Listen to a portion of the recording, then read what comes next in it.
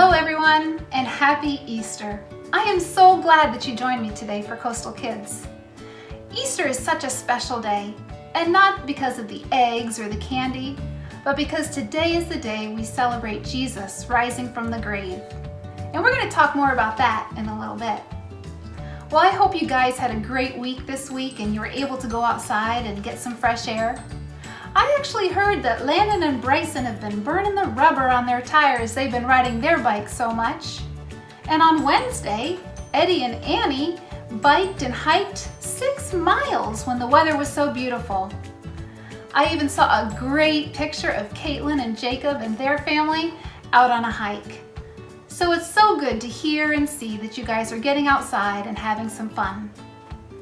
Well, I had a great week, and that's mostly because I got to see so many of you as you sent in pictures of your completed Easter challenges. I have missed seeing you guys, and so it did my heart good to see your smiling faces again. So we're here in my kitchen today because I wanted to bake something special with you. I'm going to show you how to make empty tomb rolls. Now this is something I did a long time ago with my kids on Easter, and it was pretty fun to do and pretty tasty. So let's check it out.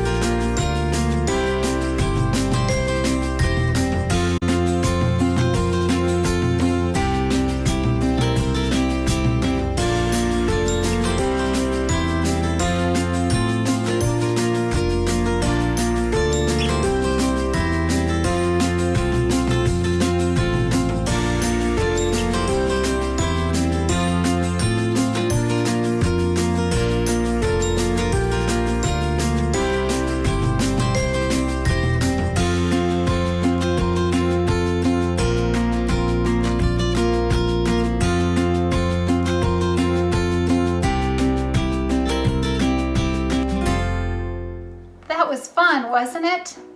And when you break them open, there's going to be a hollow space inside, and all you'll see is a little bit of the marshmallow and cinnamon and sugar, and it looks like the burial clothes that Jesus left behind when he rose from the grave.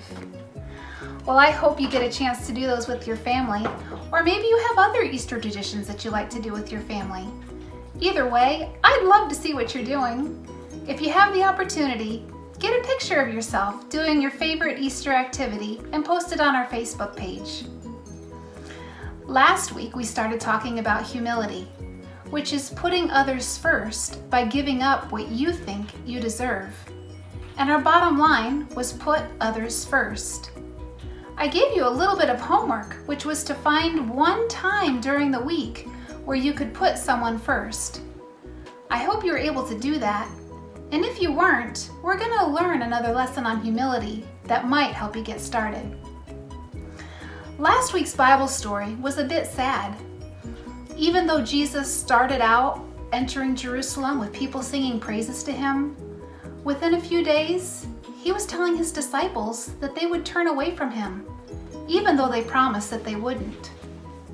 Then Judas betrayed Jesus by leading the Jewish religious leaders and an angry mob to the garden where Jesus was praying.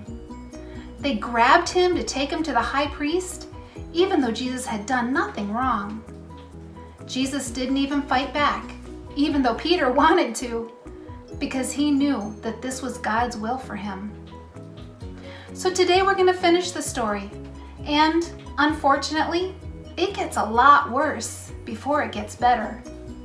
But I promise you, this story ends in complete victory and joy.